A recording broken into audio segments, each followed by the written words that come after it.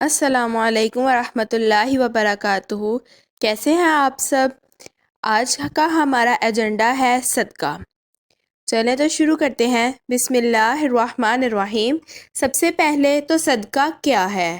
جو کام بھی اللہ تعالیٰ کی رضا کے لیے کریں گے، جس سے اللہ کی مخلوق کو کسی بھی قسم کا کوئی فائدہ پہنچے، تو یہ صدقہ ہے۔ صدقہ کی اقسام صدقہ اور صدقہ جاریہ صدقہ کی اقسام ہیں۔ صدقہ یہ وہ صدقہ ہے جس کا اجر آپ کے اعمال نامے میں تب تک لکھا جاتا ہے جب تک آپ زندہ ہیں، یعنی ایسا عمل جس سے دوسروں کو تب تک فائدہ پہنچے جب تک آپ زندہ ہیں۔ مثلاً کسی بھولے بھٹکے کو راستہ دکھانا، اپنے پڑوسی کو راشن لے کر دینا، کسی غریب کو پیسہ دینا۔ صدقہ جاریہ یہ وہ صدقہ ہے جس کا اجر آپ کے اعمال نامے میں آپ کے مرنے کے بعد بھی مسلسل لکھا جاتا رہتا ہے، یعنی ایسا عمل جس سے دوسروں کو آپ کے مرنے کے بعد بھی فائدہ پہنچے۔ مثلاً کسی یتیم کو ذریعہ روزگار بنا کر دینا، کسی کو قرآن پڑھانا، درخت لگانا۔ صدقہ کے فوائد۔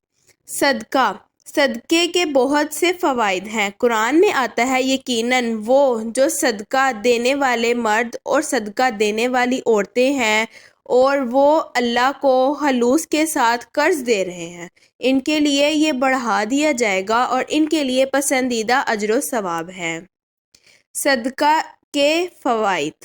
صدقہ انسان کو بری موت سے بچاتا ہے، انسان کے رزق میں برکت کرتا ہے۔ صدقہ مصیبتوں کو اپنے دینے والے سے دور کرتا ہے۔ صدقہ لوگوں کو آپ کے حق میں دعا کرنے پر مجبور کر دیتا ہے۔ صدقہ آپ کے وسائل میں اضافہ کرتا ہے۔ صدقہ عمر بڑھاتا ہے۔ صدقہ گناہوں کو مٹاتا ہے۔ صدقہ انسان کا توکل مضبوط کرتا ہے۔ صدقہ آپ کی زندگی میں آسانیاں پیدا کرتا ہے۔ صدقہ آپ کی دعاؤں کی راہیں ہموار کرتا ہے۔ صدقہ آپ کو رسوائی سے بچاتا ہے۔ صدقہ آپ کو اللہ کے پسندیدہ بندوں میں شامل کر دیتا ہے۔ صدقہ آزمائش میں راحت بنتا ہے۔ صدقہ انسان کو بد نظر اور بد خیال لوگوں سے بچاتا ہے۔ سبحان اللہ۔ صدقہ جاریہ کے فائدے۔ صدقہ جاریہ انسان کے نہ صرف اس دنیا میں کام آتا ہے بلکہ صدقہ جاریہ انسان کے اس دنیا سے چلے جانے کے بعد بھی اسے فائدہ دیتا ہے۔ اس لیے ہمیں چاہیے کہ ہم اس صدقے کے ساتھ ساتھ جس کا اجر ہماری زندگی تک ہے، کوئی ایسا کام بھی ضرور کر جائیں جو ہماری موت کے بعد بھی ہمارے لیے اجر کا باعث بنے۔ آپ سوچیں کہ آپ کی موت کے بعد بھی آپ کے نیکیوں کے رجسٹر میں مزید نیکیاں قیامت تک ایڈ ہوتی رہتی ہیں اور آپ کے جنت میں درجات بلند ہوتے ہیں۔ اس سے بہترین بات اور ہو ہی کیا سکتی ہے۔ صدقہ جاریہ انسان کی دنیا کو سنوارتا ہے لیکن انسان کی آخرت بھی سنوار دیتا ہے۔ دنیا کے فائدے تو ہم نے پڑھ لیے، اب آخرت کے فائدے پڑھتے ہیں۔ صدقہ جاریہ انسان کو قبر کے عذاب سے بچاتا ہے۔ صدقہ جاریہ انسان کو اللہ کے سامنے سرخرو کرتا ہے۔ صدقہ جاریہ انسان کے مرنے کے بعد کی زندگی کو آسان بناتا ہے۔ صدقہ جاریہ انسان کے جنت میں درجات بلند کرتا ہے۔ صدقہ جاریہ انسان کے گناہوں کو کم کر دیتا ہے۔ صدقہ جاریہ کے فائدے۔ رسول اللہ صلی اللہ علیہ وآلہ وسلم نے فرمایا، جب انسان فوت ہو جائے تو اس کا عمل منقطع ہو جاتا ہے سوائے 3 اعمال کے۔ اس نے کوئی ایسا کام کیا ہو جس کے لیے صدقہ جاریہ ہو، یعنی اس نے اپنی زندگی میں کوئی ایسا کام کیا ہو جس کا فائدہ دوسروں کو اس کے مرنے کے بعد بھی ہو، تو ایسے عمل کا ثواب مرنے کے بعد بھی اس انسان کے نامہ اعمال میں لکھا جاتا رہے گا۔ جیسے اگر آپ نے زندگی بھر کے لیے کسی کے ذریعے روزگار کا بندوبست کیا ہو، پھر یا آپ نے راہ میں پانی کا کوئی ذریعہ بنایا ہو یا جس سے مسافر پانی پی سکے، یا پھر آپ نے کوئی مسجد یا اسکول تعمیر کروایا ہو، وغیرہ وغیرہ۔ دوسرا ایسا علم جس سے فائدہ اٹھایا جائے، مثلاً آپ کسی کو کوئی ایسا قرآن خرید دیں جس سے وہ آپ کے دیے ہوئے قرآن کو سمجھ سکے، یا پھر آپ نے اپنی زندگی میں حق کو آگے پہنچایا ہو، کسی کو قرآن تحفے میں دیا ہو یا کسی کو قرآن پڑھایا ہو، یہاں تک کہ آپ نے جو پوسٹ اپنے اکاؤنٹ میں پوسٹ کی یا اپنی سٹوری پر شیئر کی جس سے دوسروں کو دینی علم ملتا ہے، تو اس کا اجر بھی آپ کو مرنے کے بعد ملتا رہے گا۔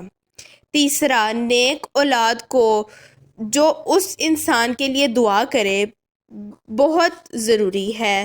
ہم اپنے بچوں کو دین کا علم سکھائیں اور ان کا تعارف ٹک ٹاک اور سوشل میڈیا کی بجائے اللہ سے کروائیں، تاکہ ہمارے جانے کے بعد کم سے کم وہ ہمارے لیے دعا تو کر سکیں اور ہمارے لیے صدقہ جاریہ بن سکیں۔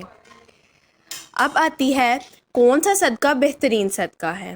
ایک آدمی رسول اللہ صلی اللہ علیہ وآلہ وسلم کی خدمت میں حاضر ہوا اور اس نے کہا، یا رسول اللہ صلی اللہ علیہ وآلہ وسلم، کون سا صدقہ اجر میں بڑا ہے؟ آپ صلی اللہ علیہ وآلہ وسلم نے فرمایا، جب تم تندرست ہو۔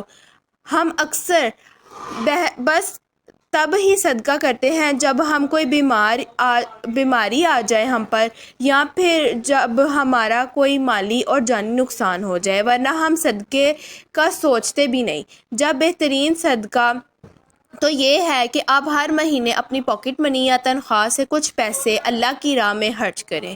برے وقتوں میں تو ہر کوئی اللہ کو راضی کرنے میں لگا رہتا ہے، بات تو تب بنے جب ہم وقت دیکھ کر اپنے رب کے پاس آئیں، بلکہ ہم ہر لمحے اپنے رب کو خوش کرنے کی غرض سے گزاریں۔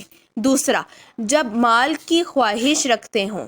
صدقہ اسی لیے فرض ہے کہ تاکہ اس سے انسان کے نفس اور ایمان کی آزمائش کی جا سکے، کیونکہ جو چیز فرض نہ ہو ہمیں وہ بہت مشکل لگتی ہے، اور صدقہ بھی آسان کام نہیں ہے، خاص کر تب جب ہمیں مال کی فکر ہو کہ یہ کم نہ ہو جائے۔ جیسے کبھی کبھار ہمارے ہاتھ میں پیسے ہوتے ہیں اور ہم اس کشمکش میں مبتلا ہوتے ہیں کہ اگر صدقہ نہ دیا تو فلاں چیز لے سکتا ہوں، لیکن اگر صدقہ دے دیا تو اس چیز کے لیے اور انتظار کرنا پڑے گا۔ صدقہ قربانی ہے، اللہ کو رضا کرنے کے لیے دی جانے والی قربانی۔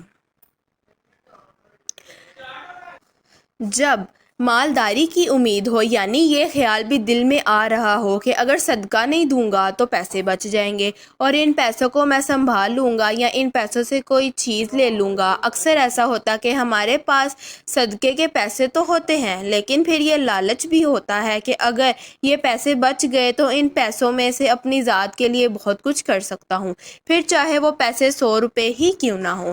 ایسی صورت میں جو انسان صدقہ کرتا ہے اس کا صدقہ سب سے بہترین صدقے کی فہرست میں لکھا جاتا ہے۔ صحیح مسلم 2380۔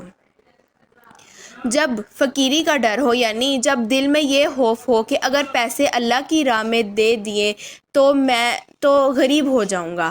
ہم انسان ہیں نا، اس لیے ہمیں ہر وقت بس یہی فکر رہتی ہے کہ اگر رزق ختم ہو گیا تو، اگر کسی کی مدد کرنے کے بعد الٹا ہم پر محتاجی آ گئی تو، بس ہر وقت یہی ٹینشن ہمیں چین نہیں لینے دیتی کہ دوسروں کو دوں گا تو میں خود خالی ہو جاؤں گا۔